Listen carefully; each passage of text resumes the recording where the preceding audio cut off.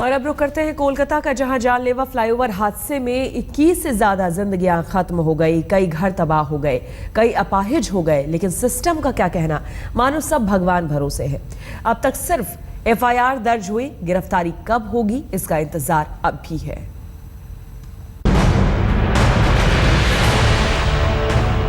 कोलकाता में फ्लाईओवर गिरने की तस्वीर जितनी भयावह है, उतनी ही खून खौलाने वाली भी। हिंदुस्तान में सिस्टम किस कदर चरमराया हुआ है, यह हादसा इसी की मान की है। दरअसल ये सिस्टम की खूनी लीला है, जहां जिंदगी की कोई कीमत नहीं है। तभी तो जिस 2 किलोमीटर के फ्लाईओवर को 18 महीने में पूरा होना था, वो 9 साल से बन ही रहा था। जानलेवा हादसे के बाद भी सिस्टम का गैर जिम्मेदार और बेशर्म रवैया जारी रहा। कहने को तो रेस्क्यू का काम 21 घंटे से जारी है, लेकिन रेस्क्यू के नाम पर क्या हो रहा है, ये किसी से छिपा नहीं है। इस दौर में भी रेस्क्यू की रफ्तार कछुआ छाप ही है। एक मैच कराने के लिए तो हम सारी मशीनरी झोंक देते हैं, लेकिन जान बचाने के लिए न जाने क्यों सारी मुस्तैदी धरी की धरी रह जाती है। जैसे जैसे वक्त बीत रहा है, मलबे में किसी के जिंदा होने की उम्मीद खत्म होती जा रही है। किसी के घर में गए थे, अपना रिलेटिव का घर में कार्ड देने के लिए। उसी समय हमारा लड़का मेरे संग बैठा था, उसी को फोन आया, वो बोला मम्मी तुम यहाँ बैठो, हम आ रहे हैं। फिर उसके बाद में मेरी लड़की हमको फोन की, बोली कि मम्मी सुने कि वहाँ ब्रिज गिर गया दुकान के पास। हम बोले कि हमको नहीं पता, बस वहाँ से हम भागते हुए आए।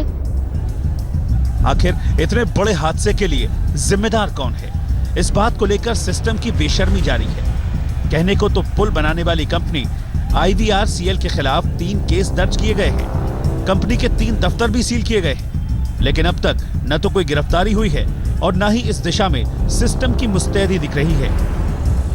और ये एक रेसिडेंशियल प्रॉपर्टी है जिसके 3rd फ्लोर पे IVRCL का एक ऑफिस है, और कहा जा रहा है कि 15 से 20 लोग यहाँ पे काम करते हैं। और आपको दिखा दें, हम लोग जब यहाँ पे आए तो इसका ऑफिस सील कर दिया गया था। यहाँ पे जो सिक्योरिटी के लोग हैं उन लोगों का ये कहना है कि आज शाम को पुलिस टीम आई थी, और आप देख सकते हैं यहाँ पे भी एक IVRCL का बैनर लगा हुआ है। और 3rd फ्लोर पे जो ऑफिस है वहाँ पे कोई बैनर नहीं है, वो लॉक किया गया है। पुलिस टीम्स आके इसको सील कर दिया गया है। और लोगों का यहाँ पे कहना था कि जैसे हर रोज होता है, सुबह भी आज IVRCL के जो कर्मचारी है 15 से 20 वो लोग यहाँ पे काम कर रहे थे कि जैसे ही खबर पहुंची कि वो विवेकानंद रोड फ्लाईओवर जो IVRCL बना रही थी वो टूट पड़ी है, उसके बाद से लोग यहाँ से निकलने लगे। 18 महीने का काम 9 साल से लटकाने वाली IVRCL भी भगवान भरोसे ही है। तभी तो हादसे के बाद कंपनी ने ऐसा बेशर्म बयान दिया, जिस पर सिर्फ कोफ्त हो सकता है। Still, actually, the whole area of construction has not been handed over 100% to us.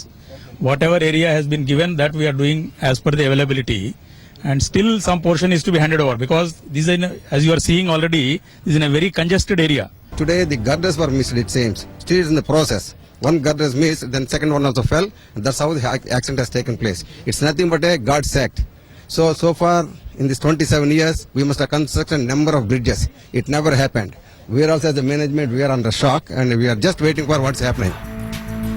हैरानी तो देखिए, फ्लाईओवर का जो हिस्सा गिरा उसकी ढलाई बुधवार रात ही पूरी हुई थी, और दोपहर होते होते ये हिस्सा नीचे आ गिरा। कच्चे ढलाई के नीचे से ट्रैफिक की आवाजाही भी जारी थी। दरअसल फ्लाईओवर के साथ लापरवाही का लंबा कनेक्शन रहा है। अब सवाल उठता है कि कंपनी के ढीले ढाले रवैये के बाद भी उस पर इतनी मेहरबानी क्यों हो रही है। पश्चिम बंगाल सरकार इसका ठीकरा पहले की CPM सरकार पर फोड़ रही है, तो बाकी सियासतदान भी चुनावी मौसम में हादसे पर शह और मात का खेल ही चल रहे हैं।